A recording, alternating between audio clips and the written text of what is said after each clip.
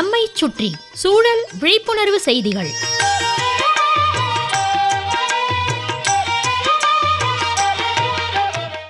அன்புள்ள மனோகரன் சார் அவர்களுக்கு உங்கள் மாணிக்கம் எழுதும் மடல்.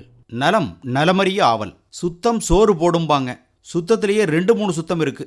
முதல்ல தன் சுத்தம், அதாவது நமது உடல் சுத்தம். அடுத்தது கை சுத்தம், இது உங்களுக்கு தெரியும். 3வது மனசு சுத்தம். இதெல்லாம் ஒருங்கே ஒரு மனிதனுக்கு இருந்தால் அவன் நல்லவன் ஒரு சான்றிதழ் கொடுக்கலாம். இப்போ ரொம்ப முக்கியமானது உடல் சுத்தம். அதிலும் முக்கியமா கைகளை, 2 கைகளையும் சுத்தமா வச்சுக்கணும். ஏன்னா எது பரவுனாலும் அது நம்ம கைகள் மூலமாத்தான் பரவும். ஒரு 4-5 வருஷத்துக்கு முன்னால நம்மளையெல்லாம் ஆட்டி படைத்த கொரோனா வைரஸ், பெரும்பாலும் இந்த வைரஸ் கைகள் மூலமாத்தான் பரவுதுன்னு மருத்துவர்கள் சொல்றாங்க.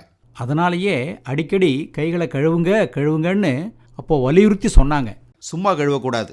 சோப் இல்லை அதுக்குன்னு இருக்கிற திரவம் பயன்படுத்தி கைகளை ஒரு 20-30 நொடிகள் தேய்ச்சி ஊற வச்சு கழுவணும். கைகளை கழுவும் போது கையின் உள்புறம், வெளிப்புறம், விரல்கள், விரல் இடுக்கு, நகக்கண், இப்படி எல்லா பாகங்களையும் கழுவணும், சுத்தப்படுத்தணும். பாலக்கரை மனோகரன் சார், காய்ச்சல், தொடர்ந்து காய்ச்சல் இருப்பது, இருமல், சளியுடன் கூடிய இருமல், இதெல்லாம் இருந்தா அரசு மருத்துவமனையை அணுகணும். அதோட இந்த அறிகுறிகள் உடையவர் எங்கேயாவது வெளிநாட்டிலிருந்து வந்தாரா அல்லது வெளிநாட்டவருடன் தொடர்பில் இருந்தாரான்னு பார்த்துக்கணும். அவங்களுக்கு தான் இந்த வைரஸ் தொற்று இருக்க வாய்ப்பு இருக்கு. எல்லாரும் போய் பரிசோதனை பண்ணிக்கணும்னு அவசியம் இல்லை. இருந்தாலும் எச்சரிக்கையா இருக்கணும். இப்படி அப்பப்ப இயற்கை நம்மளை சோதித்து பார்க்குது.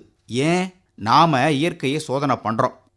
பொறுத்து பார்த்து முடியலன்னா இப்படி இயற்கையின் வேக பார்வை நம்மளை நோக்கி திரும்புது. என்ன செய்வது?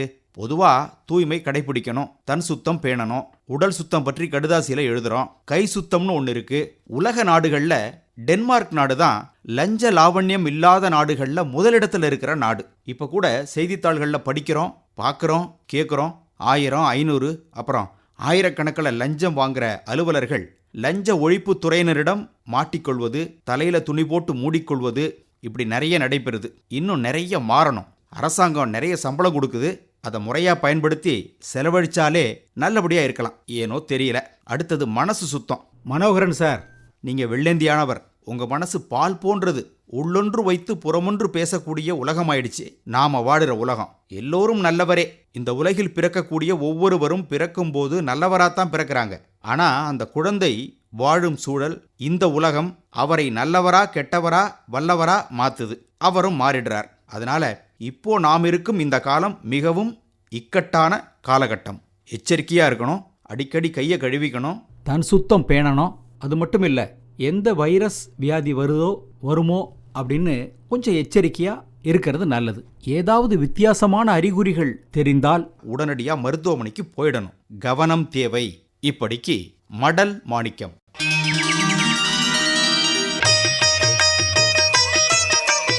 நம்மை சுற்றி சூழல் விழிப்புணர்வு செய்திகள் கேட்டீர்கள்.